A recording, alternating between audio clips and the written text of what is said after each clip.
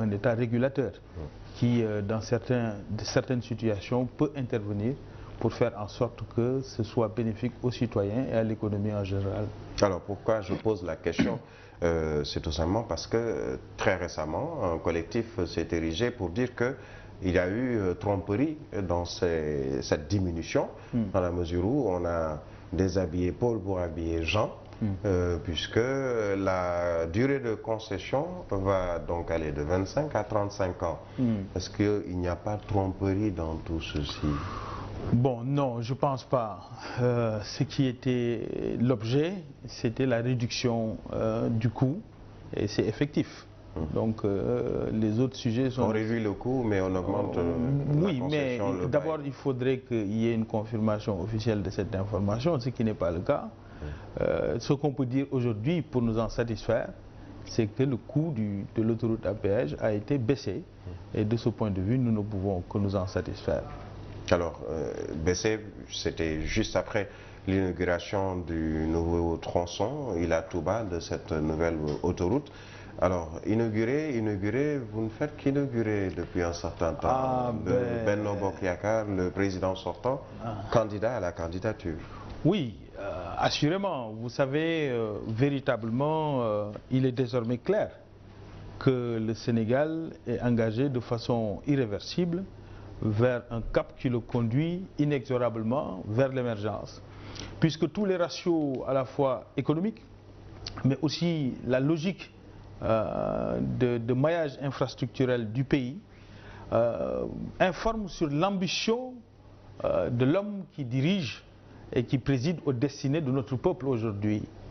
Lorsque nous parlons de Ila Touba, nous avons aussi le lancement de la réhabilitation des aéroports régionaux. Vous avez eu AIBD dans lequel vous êtes aujourd'hui, cette infrastructure de dernière génération. Qui fait quand même presque un an, un peu plus d'un an, puisque inauguré c'était en décembre justement de 2017. Absolument, et qui fait des performances inégalées avec plus de 2 millions de passagers, avec une croissance qui fait près de 10%, 9%, 10%, donc c'est une grande satisfaction.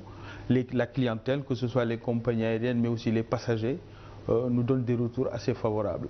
Mais cet aéroport n'aurait jamais vu le jour si n'eût été l'implication du chef de l'État, l'ingénieur, celui qui a fait sortir de terre depuis plus de 10 ans, en vérité, depuis 15 ans, tous les grands chantiers qui changent le visage du Sénégal. Les chantiers de son prédécesseur. Oui, ça c'était les chantiers du passé, mais aussi ceux de l'avenir. D'ici l'avenir proche déjà, le TR qui va arriver, mais vous avez aussi le pont de Foundiougne qui est lancé, le pont de Farafenni qui va être inauguré très prochainement, l'extension de l'autoroute jusqu'à Mbour et qui va jusqu'à Kaolack. L'ambition est claire.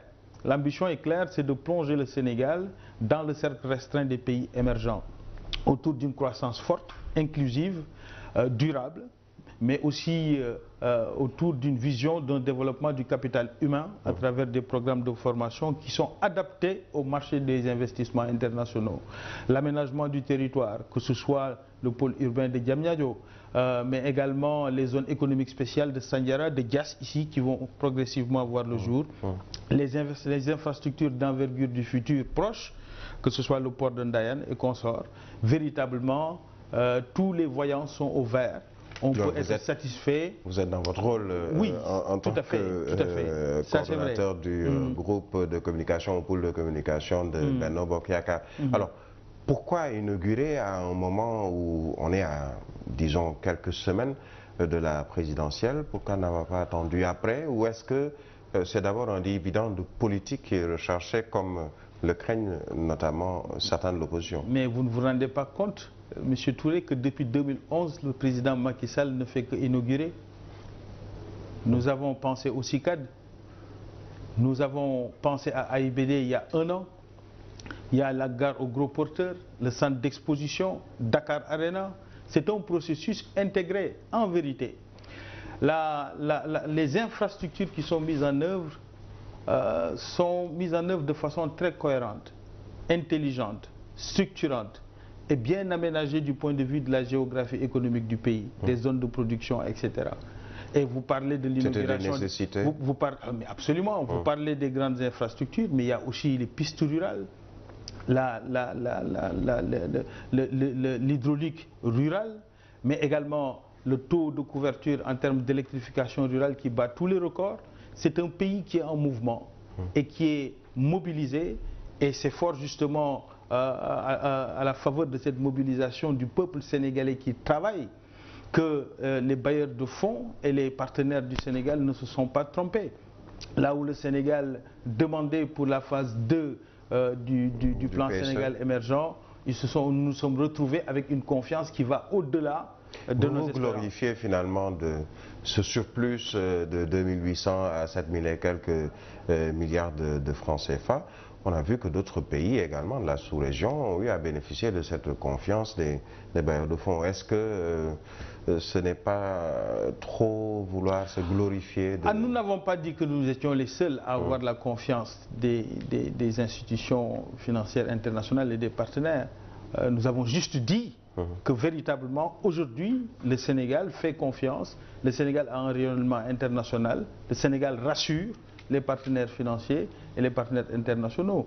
Parce que justement dans la phase 1 du plan Sénégal émergent, il a été constaté que les résultats sont probants. Donc il est logique que lorsqu'on passe à la phase 2, les partenaires soient davantage engagés parce qu'ils voient bien que le pays est bien tenu du point de vue de sa gouvernance, du point de vue de l'amélioration de l'environnement des affaires, du point de vue des opportunités d'investissement que le Sénégal offre, des efforts en matière de formation, des efforts en matière d'aménagement et justement la politique d'infrastructure. Tout ça participe à rassurer les investisseurs, participe à être un pays qui poursuit son rayonnement historique, mais qui véritablement prend le cap aujourd'hui du grand bond, parce que c'est massif du point de vue de l'investissement en termes d'infrastructure, c'est massif du point de vue de la cohérence géographique à l'échelle du territoire. Vous vous rendez compte avec l'autoroute Ila Touba, cette dorsale qui va traverser littéralement le Sénégal et qui va ouvrir le pays de part en part entre le nord, le nord-est et l'ouest du Sénégal.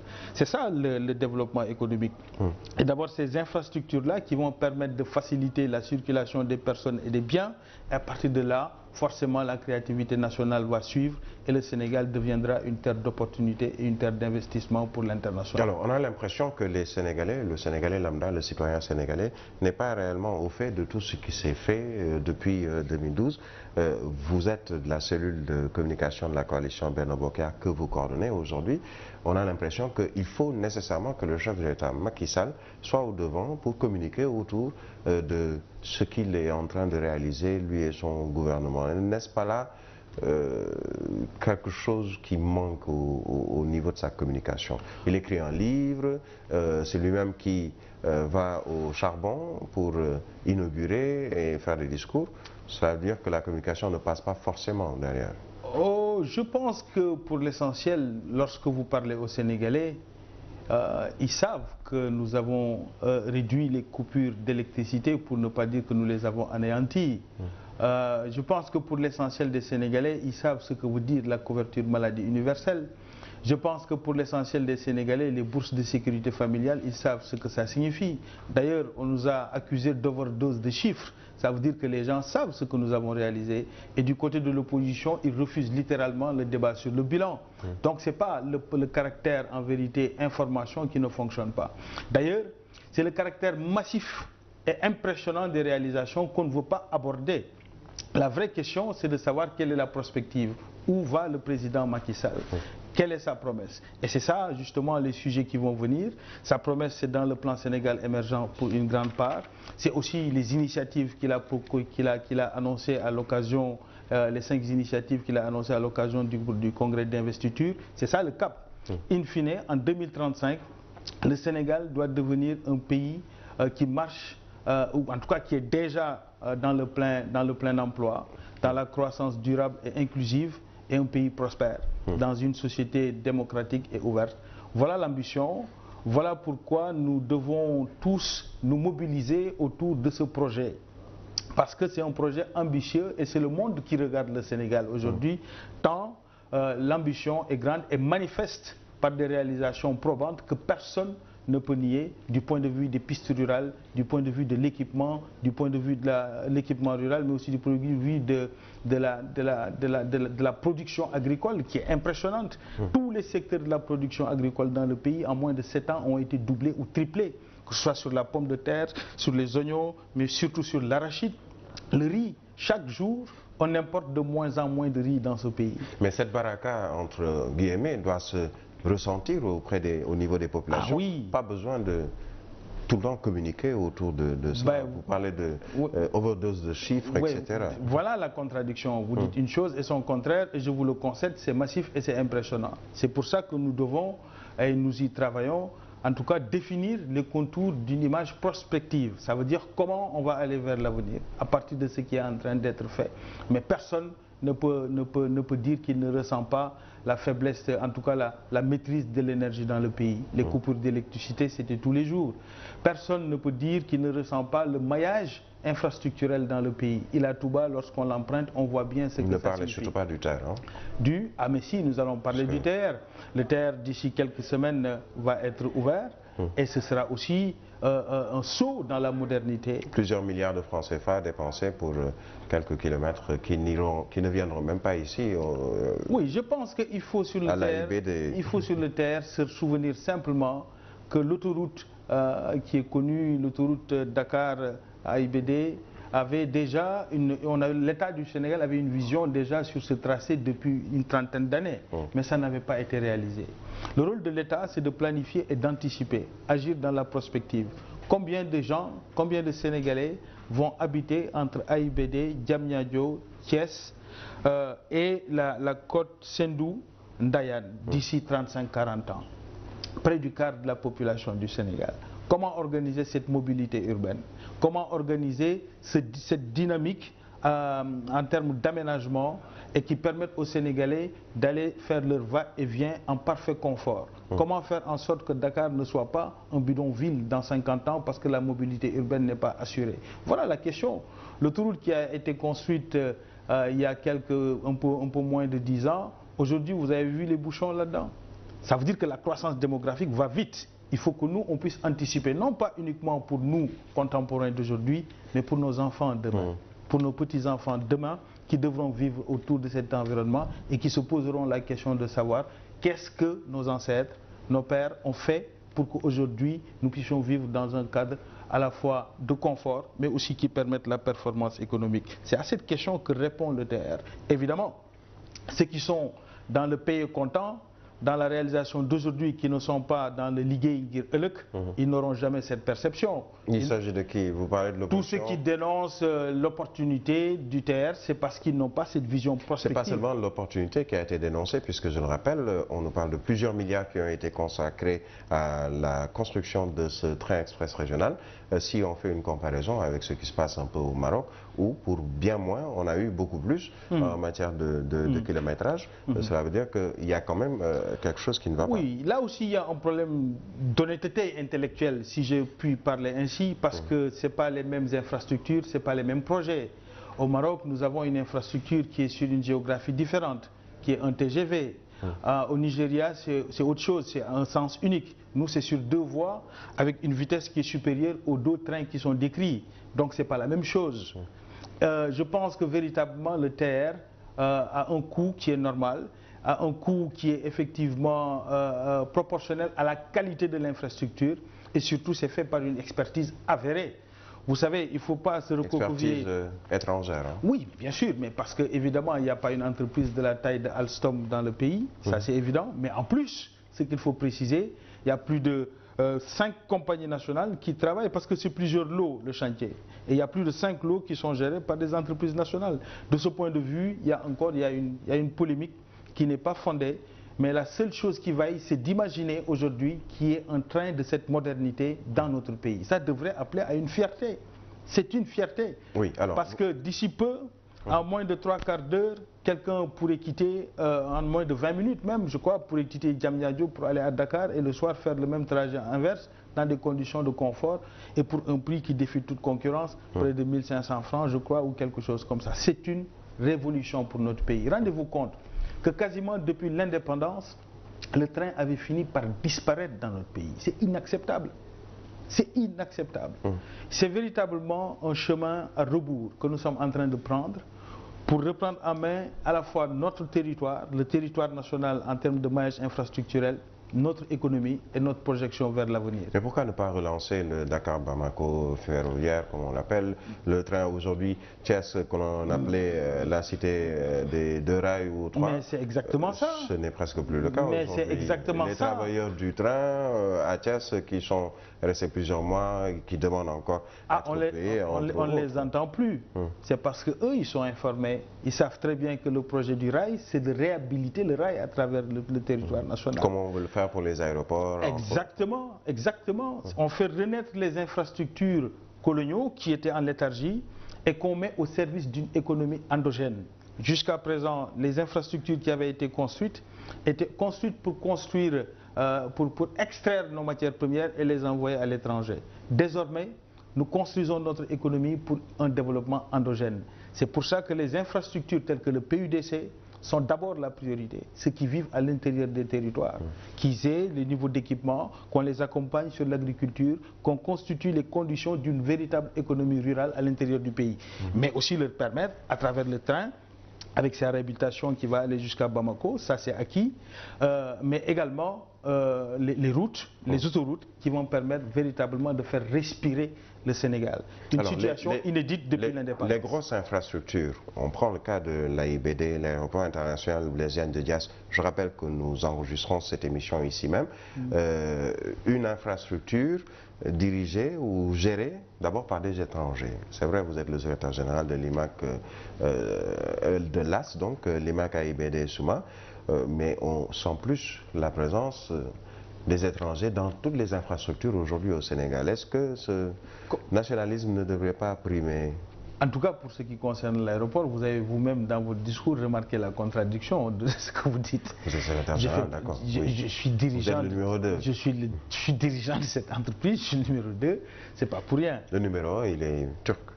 Oui, il est choisi par la partie turque, oui. Mais vous savez, le monde aujourd'hui est ouvert. C'est la société de la connaissance. Ce qu'il faut chercher, c'est les opportunités qui permettent aux Sénégalais d'avoir accès aux nouvelles formes de connaissances et d'être connectés au monde. D'où qu'elles puissent venir. D'où qu'elles puissent venir. Évidemment, jamais dans le Sénégal avant, on a eu une telle maîtrise de l'environnement des multinationales qui travaillent chez nous. Désormais, le Sénégal a une vraie stratégie qui permet en tout cas de s'ouvrir au monde tout en gardant notre souveraineté. L'aéroport aujourd'hui est bien géré, a de bons résultats et de bonnes performances et nous sommes en parfaite intelligence avec les partenaires avec lesquels nous gérons cette infrastructure au bénéfice exclusif du Sénégal. Oui, alors nous allons poursuivre avec l'aéroport international Blaise Diagne avec cette information qui nous est parvenue très récemment. Il s'agit de l'ancien chef de l'État, le président Abdoulaye Wade, qui aurait affrété un avion privé pour rentrer au Bercail, donc au Sénégal à Dakar, et qui a demandé à se poser sur l'aéroport international Léopold Sédar Senghor. On lui demande de venir à l'AIBD. Est-ce que pour un ancien président, on ne pouvait pas avoir cette dérogation? Vous savez, nous avons la chance au Sénégal d'avoir plusieurs anciens chefs d'État. Je rappelle que vous faites partie de ceux qui ont justement piloté le transfert de l'aéroport Léopold Sédar Senghor à l'aéroport international Blaise Diagne. Tout à fait. Mais je voulais juste préciser que nous ne sommes pas... Nous avons la chance au Sénégal d'avoir plusieurs anciens chefs d'État. Donc pourquoi faire une... Bon, pour l'instant, il y en a deux qui sont vivants. Ça fait plusieurs. Déjà, à deux, on est à plusieurs. Donc, ils passent parfaitement par AIBD sans aucun souci. En tout cas, je n'avais pas cette information, mais si tel est le cas, ce n'est pas véritablement quelque chose de particulier. C'est pas un problème. C'est pas un problème. Il peut revenir. À AIBD, en tout cas, il n'y a pas ce genre de préoccupation aujourd'hui. Il sera le bienvenu à l'AIBD. Ouais, vous savez, qu'est-ce qu'il y a de particulier pour un Sénégalais de venir au Sénégal? Il n'y a rien de particulier. Un ancien président qui veut peut-être battre campagne pour son fils, et là nous allons parler de politique, oui. Karim Wade, candidat à la candidature, en tout cas si le Conseil constitutionnel ne déchire pas cette invite. Alors, selon les informations que nous détenons, le Siwad n'est pas en tout cas sur les listes électorales. Et à ce titre, il semblerait qu'il ne puisse pas être candidat. Mais ce n'est pas à nous d'en décider, c'est aux institutions spécialisées en la matière par la Constitution sénégalaise qui vont se prononcer sur le sujet. Ceci étant, il me paraît important que les acteurs politiques arrêtent de penser que les Sénégalais le matin, en prenant leur petit déjeuner avant de travailler, ils pensent aux hommes politiques. C'est pas ça la réalité. La réalité, c'est que chaque Sénégalais, chaque matin, se bat pour sa propre famille, pour ses enfants, pour assurer la vie quotidienne, mais garantir aux plus jeunes un avenir meilleur. Est-ce que nous avons des propositions structurantes sur ça? Nous avons dit oui. Nous avons dit oui. Vous de Benno? Nous de Benno Bokk Yakaar, nous pensons oui. Et nous sommes en train de faire des propositions, nous sommes en train de les mettre en œuvre concrètement avec des impacts probants dans la vie quotidienne des Sénégalais. Lorsque nous réduisons les impôts au Sénégal, il y a près de quasiment tous les Sénégalais qui travaillent ont reçu entre 15 000 et 80 000 francs dans leur salaire. Lorsque nous arrêtons les coupures intempestives d'électricité à travers une vraie maîtrise du processus, une vraie politique publique encadrée, ça c'est un impact dans le quotidien des Sénégalais. Lorsque nous mettons des pistes rurales avec plus de 800 km de pistes rurales à travers le pays. C'est le PSE, quoi. C'est la mise en œuvre. Ce n'est plus simplement le programme, c'est concret. C'est le bilan, parce il va falloir qu'on parle de bilan. On ne peut pas aborder une campagne présidentielle pour dire aux Sénégalais voilà ce que nous voulons faire, ou à contrario, voilà la critique que nous portons sur les sortants, sans pour autant parler de ce sujet. Ils auront du mal à ne pas en parler parce que de façon intempestive, énergiquement, nous remettons sur la table à chaque fois le bilan. Non pas simplement le bilan, parce que ça voudrait dire qu'on va parler de nous, mais des Sénégalais et de leurs conditions de vie quotidienne, comment nous avons travaillé à l'améliorer dans tous les secteurs de la vie publique et comment nous comptons le poursuivre jusqu'à propulser notre pays dans le cercle restreint des pays émergents. Alors nous allons marquer une courte pause, le temps de retourner au service commercial. Tout de suite, nous retrouvons toute la vérité sur Sen TV.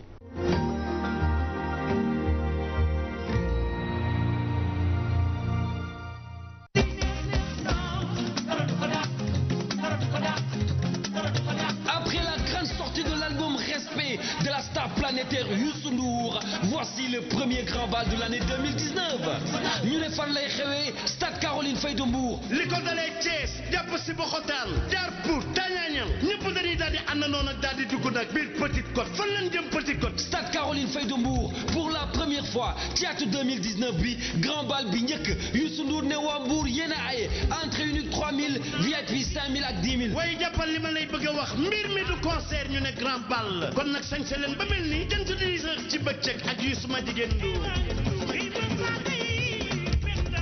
ñu ne le 5 janvier le grand bal de Dakar fan la yem ma ngay am si ses Youssou ne ma Mbaye Dièye ma ne ko Ndour mu ne ma dama bëgg ñu àndandoo daal di TVDN ba bëggal fan si doo ko joxe waat caabi yi oto yi daal di daw. entrée prévente 10 000 VIP 25 000 jour J 15 000 et VIP 30 000 infoline 76 673 20 20 wala nga def 76 673 21 21 hôtel Bataille qui 33 869 91 83 lieu de vente pour le grand bal de Dakar RFM TFM Thiossane La Brioche Dorée wala sax ñu livré le ko ci Rapidos. Ce sera pour le 1er à Mbour et le 5 janvier à Dakar. lii neex na waay jinne bu bëggee Dakar ku yëg daanu ku yëg daanu.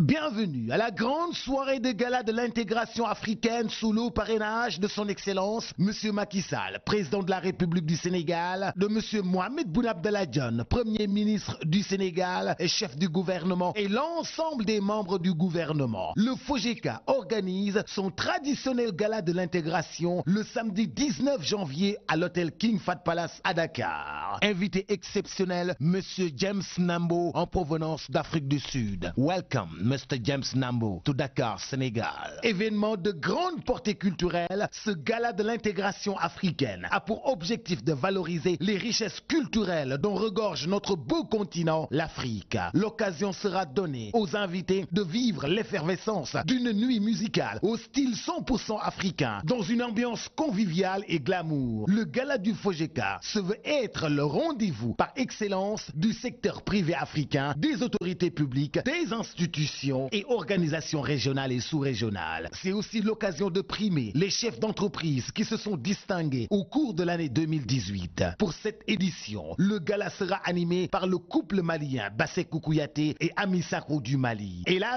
Baba Mal, le lead vocal du Dandelegnol. Le grand, l'exceptionnel Kofi Olomide et le quartier latin de la RDC. L'incontournable, le grand Thione Ballago Seck, avec la participation exceptionnelle de l'orchestre Bambaya Jazz de Conakry et beaucoup d'autres grands noms de la musique africaine. Rendez-vous est donc pris à Dakar avec le Fojeka le samedi 19 janvier à partir de 20h à l'hôtel King Fahd Palace. Goudik Fojeka binarna lol. Kofi Olomide yeksi. Elaji Baba Mal, Thione Ballago Seck, Bassekou Kouyaté, Ami Sakho bu Mali. Réservez l'enti 33 824 76 23 ou le 77 432 74 45 fojeka@yahoo.fr. Fojeka, ensemble pour de nouvelles dynamiques.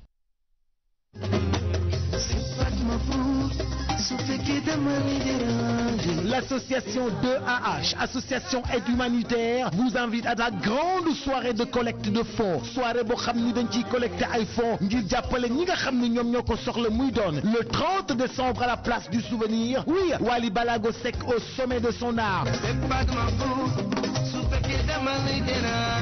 Wally Ballago Seck en pleine forme. Wally Ballago Seck ko andal mu ne Viviane ñoom ñaar ñooy ñëw ci soirée de collecte de fonds boobu ma ne ko kookan la mu ne ma borom simbam ma ne ko kookan la mu ne borom no stress. Viviane ci biir Wally Ballago Seck ci biir. Un show exceptionnel pour une association caritative, l'association 2AH. Entrée prestige 15 000, VIP 10 000, entrée simple 5 000 francs. Réservez dès maintenant au 78 124 61 64 ou le 77 122 05 88 ou le 78 013 77 43.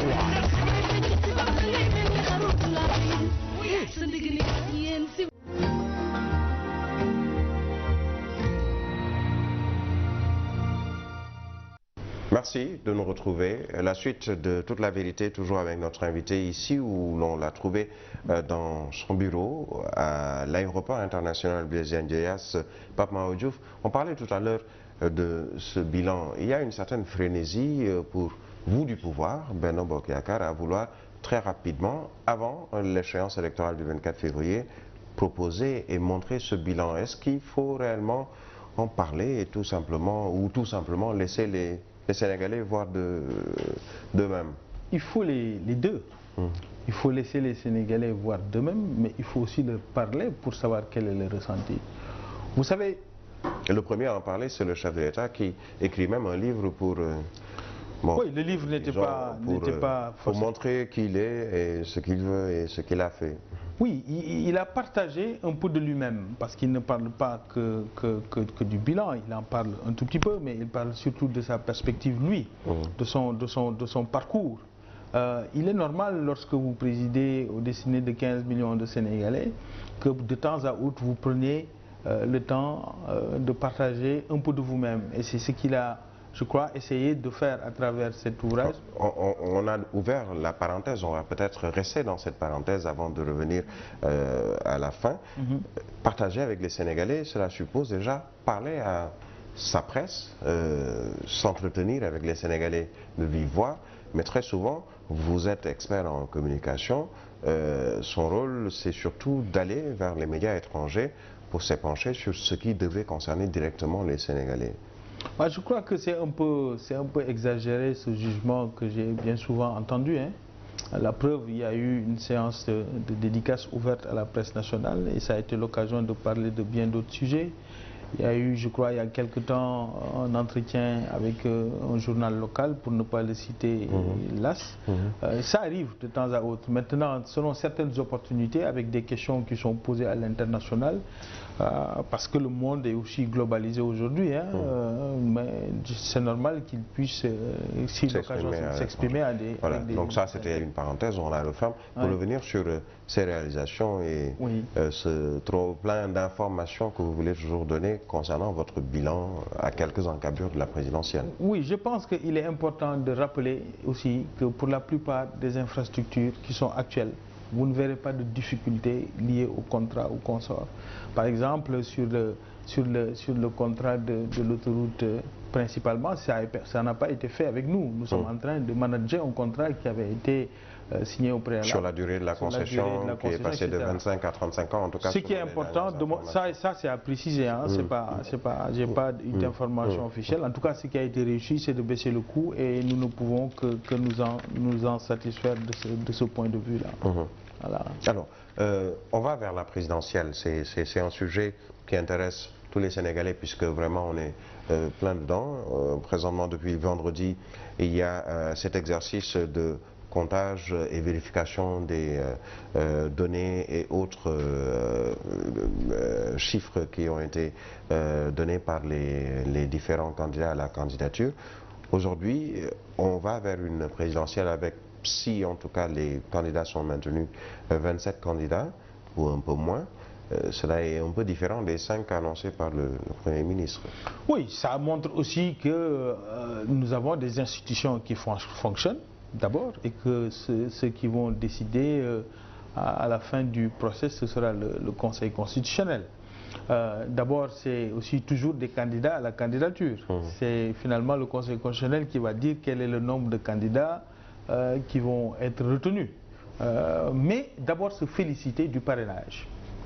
Montrer que aussi malgré le discours réactionnaire qui refusait cette réforme qui finalement est consolidante, aujourd'hui 27, mais avant on était une centaine, plus d'une centaine. Beaucoup ont été laissés à quai. Mais c'est ça le rôle du parrainage. C'est aussi un filtre démocratique, c'est un processus démocratique le parrainage. C'est aller à la rencontre des populations sénégalaises, des citoyens sénégalais. C'est pas se choisir son challenger ou son opposant, comme certains le pensent. Mais ceux qui ont choisi, c'est évidemment les Sénégalais. C'est eux qui ont dit ils sont suffisamment, en tout cas, crédibles ou en tout cas légitimes à nos yeux pour que nous parrainions en lui dotant suffisamment de ratios demandés afin que ces candidats puissent être candidats à la candidature. Donc c'est un premier filtre. Le second filtre arrivera après les confirmations du Conseil constitutionnel et nous allons aller vers les Sénégalais qui devront choisir le président de la République dans les 5 prochaines années. Alors, donc ça veut dire Conseil constitutionnel quand même que l'opposition aujourd'hui critique dans la mesure où jusqu'à ce vendredi l'opposition ou les candidats à la candidature n'avaient pas encore par devers eux le fichier électoral pour leur permettre justement de voir si les parrains qu'ils ont la loi est claire de ce point de vue. Oui. La loi est très claire. C'est aux candidats qu'il faut remettre les fichiers et à un délai de 15 jours, je crois, avant le début de l'échéance. Donc on parle des candidats et non des candidats à la candidature. On reste donc dans le cadre de la légalité. Vous savez, je pense qu'il est temps que les hommes politiques se rendent compte, en particulier pour la circonstance, ceux qui sont de l'opposition, que nous savons changer de paradigme. Nous ne sommes plus dans le paradigme d'un parti unique, comme ce fut le cas dans les années 80-90. Nous ne sommes plus dans le paradigme d'un parti ou d'un pouvoir à vie. Les Sénégalais sont des citoyens d'une grande maturité et d'une grande culture démocratique. Il suffit d'aller les rencontrer avec un projet sérieux pour qu'ils vous fassent confiance. Mais ce qui est triste ici, c'est de constater comment les fake news continuent de prendre le dessus. Vous vous rendez compte qu'un jeune candidat comme Sonko, qui aurait dû inspirer en termes de rafraîchissement du discours, est celui qui est le plus rétrograde en matière de proposition, et surtout en matière d'honnêteté intellectuelle. Ousmane Sonko fait peur au régime actuel. C'est un peu l'impression qu'on a. Ousmane Sonko, ces jeunes-là qui sont souvent critiqués. Je veux juste remarquer une chose. Lorsqu'on dit que son nom revient très souvent dans c'est normal parce que c'est un acteur politique. Et c'est normal parce qu'il dit des choses aussi qu'il faut préciser. Lorsqu'il dit que le TR devait être ouvert en juin et que parce que le président veut coûte que coûte l'ouvrir en janvier qu'il a fait des avenants. C'est quand même ahurissant. Le président a annoncé lors du lancement de ce projet que le train sera lancé, sera inauguré le 14 janvier 2019. C'était public. Comment pouvons-nous dire des contre-vérités de ce genre? Comment pouvez-vous dire que vous avez vu de vos propres yeux les députés à l'Assemblée nationale organiser une razzia financière pour se partager entre eux des séries de 10 millions alors que c'est des contre-vérités? Je pense qu'il est temps qu'on soit un peu plus sérieux. Au-delà du sensationnel, au-delà de la communication brute, poser des propositions concrètes sur la table. La vérité, c'est que nous sommes dans une économie mondialisée. Il faut que l'environnement des affaires attire des investisseurs. Il faut que ces investisseurs, lorsqu'ils viennent, le cadre institutionnel macroéconomique, le cadre institutionnel, le cadre de l'environnement des affaires soit suffisamment assaini pour que ça les attire et que ce soit au bout du compte au bénéfice du Sénégal et de son économie. La solution, c'est Benno Bokk Yakaar. C'est Benno Bokk Yakaar, c'est ce que nous sommes en train de faire avec notre candidat Macky Sall qui, grâce à son action, nous avons gagné en moyenne dans toutes les institutions internationales 5 à 10 points de position dans le Doing Business, dans le Democracy Rank, dans la fondation, dans l'indice Mo Ibrahim. Le Sénégal est devenu une destination favorable, une destination attractive. Voilà quel est l'objectif. Mais comment le faire? Il n'y a rien de neuf sous le soleil, puisque déjà depuis fort longtemps, même sous le régime de Wade, le Sénégal fait partie de ces pays en Afrique qui quand même sont vus comme des pays à une bonne destination sur tous les plans économiques, touristiques, entre autres. Ah non, ça c'est pas nous qui le disons, c'est le classement dans ces institutions-là qui positionne le Sénégal et qui nous font gagner des points depuis 2012. Ça, c'est pas du tout notre invention. Le classement du Sénégal dans l'indice Mo Ibrahim, c'est pas nous. Le classement du Sénégal dans le Doing Business, c'est pas nous. Lorsque les agences de notation comme Standard & Poor's nous positionnent également comme des pays qui sont attractifs, ce sont ces agences-là qui le font. Et ça, il y a une nouvelle tendance depuis 2012 qui consolide le Sénégal comme une destination privilégiée en Afrique subsaharienne en particulier. Parce qu'il y a eu quand même des alternances très pacifiques au Sénégal, et cela, c'est bien avant 2012. Donc, on peut dire aujourd'hui que tous les dirigeants du Sénégal qui se sont succédés ont contribué aujourd'hui à ce résultat. Ah non, mais écoutez, je pense que le Sénégal a une forte histoire démocratique. C'est un héritage démocratique qu'il faut consolider, renforcer. Mais il faut aussi constater qu'il y a véritablement un grand bond qui est en train de se réaliser au moment où on parle. Vous vous rendez compte que sous le président sortant, le prédécesseur du président Sall, Abdoulaye Wade, on a fait un grand bruit sur les infrastructures pour 35 km de corniche et 40 km d'autoroute. Nous en sommes aujourd'hui à près de 300 km d'autoroute. Vous avez aujourd'hui le littoral de l'extension de la VDN. Vous avez le maillage en termes de pistes rurales. Vous avez le pont de Foundiougne qui est lancé. Vous avez le pont de Farafenni. Vous avez la réhabilitation de tous les aéroports du Sénégal et le cap est maintenu. On a les ressources pour le faire et on a la baraka des ressources pétrolières qui arrivent pour lesquelles on a eu un consensus d'abord avec tous les acteurs de la société civile, de l'opposition qui a voulu participer pour voir comment utiliser ces ressources dans l'avenir. C'est inédit.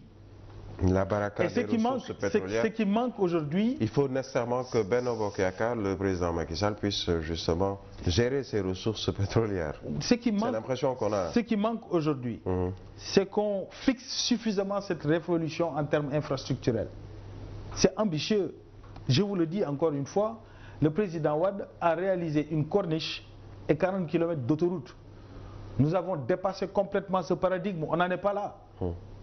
Pourquoi on ne veut pas interroger ce qui est en train de se passer dans notre pays? C'est quand même ahurissant. Le monde entier regarde le Sénégal. Les Sénégalais ne réussissent pas encore à poser ce débat qui est qu'en fait il y a une révolution en termes d'investissement, en termes de construction de notre pays au moment où je vous parle. Ça c'est un problème. Vous vous rendez compte que dans 3 ans, vous pourrez peut-être aller à Kaolack en autoroute? Rendez-vous compte qu'aujourd'hui pour aller à Touba c'est en moins de 2 heures? Rendez-vous compte qu'aujourd'hui, vous avez la plus belle infrastructure aéroportière de l'Afrique subsaharienne. Pas le plus grand, mais le plus beau. Et aujourd'hui, c'est géré de façon magnifique. Et les perspectives sont bonnes parce que tous les partenaires financiers internationaux l'ont confirmé à 2 mois des élections que pour eux, ce plan Sénégal émergent-là, c'est une consigne de vote. Oui, alors, pour les partenaires financiers internationaux, très bien. pour les partenaires financiers internationaux et les partenaires du Sénégal, la bonne voie pour le développement du Sénégal, c'est le plan Sénégal émergent dans sa phase 2 et ils sont prêts à mettre plus de 7 000 milliards pour que ça puisse voir le jour. Alors tout va très bien, tout est beau, tout est très joli dans ce Sénégal, les voyants sont au vert et il n'empêche que dans pratiquement toutes les structures, il y a des séries de grèves. Andegesem, le site juste, les enseignants, le personnel enseignant, hospitalier entre autres. Où est le problème finalement? Est-ce un problème de gouvernance? Très bien. Alors là est la question qui est posée. Et c'est vrai qu'on ne décrit pas un environnement totalement angélique. On ne dit pas que tout est beau. On décrit une ambition. On dit que le président qui était là entre 2000 et 2012, il a fait une trentaine de kilomètres de corniche et 40 kilomètres d'autoroute. On a dit que cette comparaison, c'est normal. Il faut toujours. Fréquente, il faut toujours. Non, aujourd'hui, il faut le faire. L'ancien régime sous Abdoulaye Wade. L'exercice que j'essaie modestement de faire là, c'est de faire voir la différence en termes de proportion. Elle est énorme. Là où on parlait, l'ancien régime pourrait faire également l'ancien régime, une comparaison avec le précédent. Vous remarquerez qu'on fait une comparaison avec depuis l'indépendance jusqu'à nos jours. Et c'est dans tous les secteurs. Vous prenez le secteur du service estudiantin, vous rendez-vous compte qu'entre 1960 et 2012, il y avait 5000 lits. En 7 ans, nous avons fait autant de réceptifs pour les étudiants partout dans le pays. Mais vous avez raison, malgré tout ce que nous sommes en train de faire, nous ne sommes pas encore devenus un Sénégal émergent. La perspective, c'est 2035, ce n'est pas 2019. Mais quand même, il faut que les forces vives de la nation se rendent compte de l'immensité des réalisations et donc proportionnellement à l'immensité de l'ambition pour le Sénégal. Et donc mobiliser l'essentiel des forces vives autour de ce projet. Il est heureux de constater d'ailleurs que lors du groupe consultatif, l'essentiel du secteur privé, de la société civile s'est mobilisé pour aller défendre le projet du Sénégal. Quelques 1200 milliards de contributions des bailleurs pour le secteur privé. Absolument, absolument. Donc voilà cette dynamique mobilisatrice qu'il faut consolider. Maintenant, je suis d'accord avec vous qu'il y a encore plein de problèmes. Il y a beaucoup d'autres réformes que le président de la République, dans son livre, aborde d'ailleurs, qui doivent être consolidées dans la dématérialisation de l'administration. Dans certains secteurs comme l'éducation, comme la santé, il faut encore faire des réformes pour améliorer les choses. C'est évident. Mais il faut dire la vérité également aux populations sénégalaises, dans la mesure où on a l'impression que chaque fois il y a des accords qui ont été signés avec le gouvernement, le régime actuel, mais qui ne sont jamais respectés justement par ce gouvernement, d'où ces grèves cycliques et récurrentes dans plusieurs secteurs, santé, éducation entre autres. Bon, je pense que pour l'essentiel, il y a quand même des accords qui ont pu être trouvés pour le mouvement estudiantin. Vous avez vu qu'il y a eu une augmentation substantielle de leur bourse. L'indemnité au logement pour les enseignants a été quasiment, ça a été considérablement augmenté en tout état de cause. Maintenant, on ne peut pas satisfaire tout le monde et au même moment.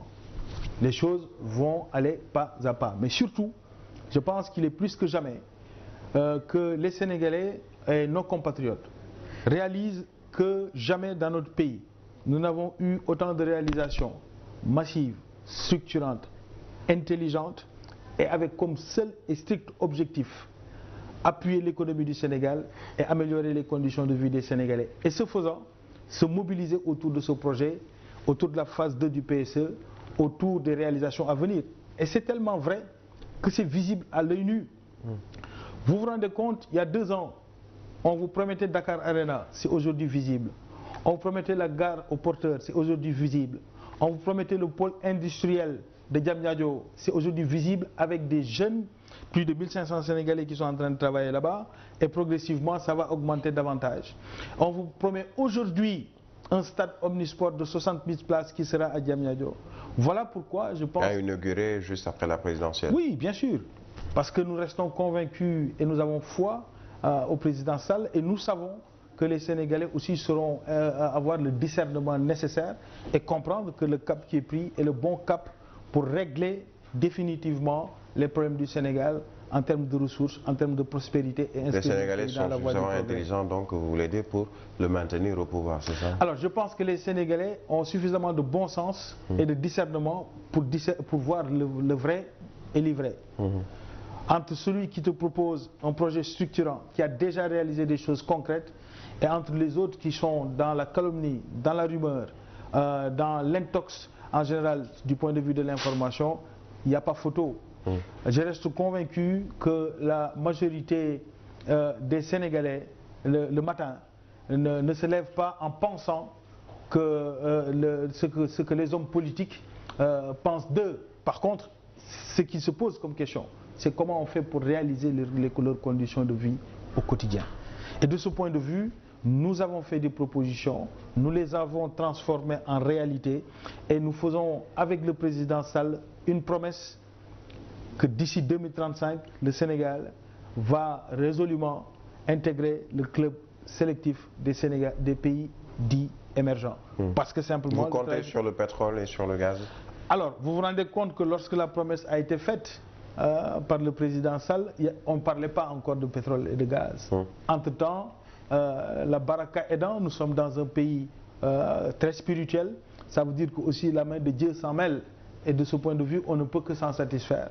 S'il y a des ressources additionnelles issues du pétrole, vont permettre même d'avoir l'émergence un peu plus tôt que prévu. Le pétrole et le gaz découverts déjà avant l'accession du président Macky Sall Il y avait quelques découvertes, mais la dimension des gisements au Sénégal, en particulier sur le gaz, ça c'est bien après. C'est là que ça commence à avoir, c'est après l'élection du président Macky Sall que ça prend une dimension à portée économique. Il faudrait surtout profiter de cette baraka, donc il faut nécessairement que le régime reste en place après 2019. Nous pensons que il faut parler aux Sénégalais avec un projet clair, une vision ambitieuse. Et nous savons que nous pouvons, avec le président Macky Sall, aller à la rencontre des Sénégalais, leur faire des propositions et ils sauront faire confiance au président Sall parce que ce qu'il leur a promis par le passé, il l'a fait. Pour ceux qui ont bénéficié des pistes rurales, quand on leur promet d'autres types de réalisations, ils sauront y croire. À ceux qu'on avait promis la ville de Diamniadio, avec la promotion du tourisme institutionnel. Un tien vaut mieux que 1000. Un tien vaut mieux que 1000 que tu l'auras. Mais surtout, c'est cohérent, c'est structurant et cohérent. Ce que nous disons aujourd'hui et ce que nous comptons faire demain, c'est en cohérence avec ce qui est en train d'être fait. C'est une feuille de route claire, c'est le plan Sénégal émergent. Mais donc il faudrait déjà pour ça passer sur ces différents candidats à la présidentielle. Vous avez cité tout à l'heure le nom d'Ousmane Sonko, mais il y a également Karim Wade, il y a également d'autres jeunes loups, comme on peut les appeler ainsi. Je vais sembler un peu Bougane Gueye Dany. Il y a également ces anciens, les vieux de la vieille, comme Idrissa Seck, entre autres candidats. Il faut passer sur tous ces candidats avant de pouvoir revenir en 2019. Tous les Sénégalais ont constaté que aucun parmi ces acteurs politiques n'a porté une critique sérieuse sur les réalisations du chef de l'État. Au contraire. C'est une conviction ou un constat de... C'est une réalité.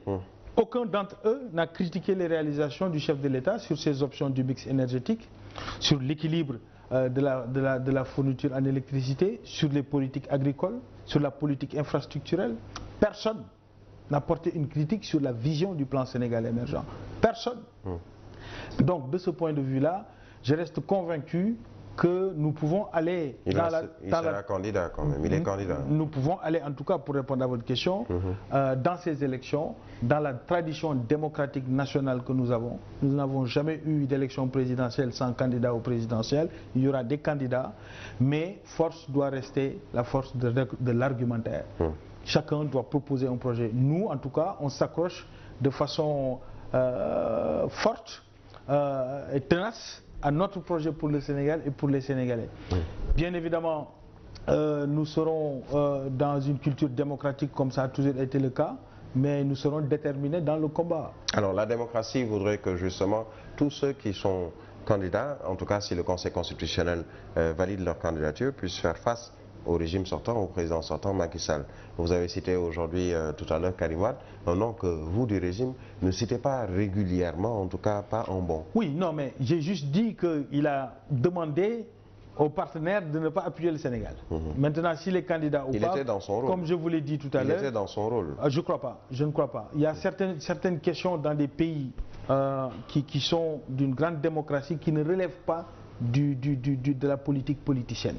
Lorsqu'on pense à la nation, il y a certains types de discours qu'on ne devrait pas pouvoir tenir contre son peuple et contre son pays. Mais pour répondre à votre question, le Sénégal aura des candidats, nous irons aux élections et je reste convaincu qu'avant midi, le président Macky Sall sera réélu dès le premier tour parce que son ambition est grande, parce que ses réalisations sont inédites dans le pays depuis l'indépendance à nos jours et parce que son ambition et son engagement est sincère pour le peuple sénégalais. Et le peuple sénégalais ne s'y trompe pas.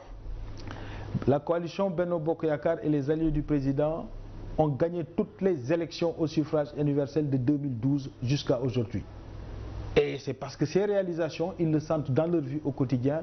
Et le moment ultime, dans l'isoloir, la majorité, l'écrasante majorité des Sénégalais saura discerner le vrai de l'ivraie. Propos de campagne? Absolument pas. Propos certes d'engagés, propos certes de militants, mais aussi propos d'une grande lucidité, parce que je vous parle de faits que vous-même vous constatez au même titre que moi. Alors, parlons de propos justement avec ces propos tenus très récemment par le Premier ministre Mahammed Boun Abdallah Dionne, qui est également de la coalition Benno Bokk Yakaar, qui a même dirigé la campagne électorale du président Macky Sall. Aujourd'hui, on voit que ce sont des mots qui volent assez bas dans le landerneau politique. Que faut-il faire justement, vous qui êtes du pôle communication de Benno Bokk Yakaar? Est-ce qu'il ne faudrait pas changer les choses? Oui, c'est ce que nous faisons dans Benno Bokk Yakaar. Dans tous les sens, je veux dire, autant vous du régime que ceux de l'opposition. Oui, je pense que globalement, nous avons une opposition qui n'est pas dans la proposition, qui est dans la bravade, qui est dans l'invective et dans les fake news globalement. Et ça n'enrichit en rien le débat politique national. Aujourd'hui, l'invective vient également du camp présidentiel aussi. Oui, non, mais il n'y a rien de mal à caractériser un fait par sa propre description. Des comportements qu'on peut des libéraux traiter, sauvages ou... des comportements qu'on peut traiter que de comportements sauvages. Il n'y a pas d'autre nomination, hein. On l'appelle que comportement sauvage, c'est vrai. Parler d'un ancien président, dire que il n'est que le fils de son père, pour parler de Karim Wade et Abdoulaye Wade. Ça, ce n'est que la vérité.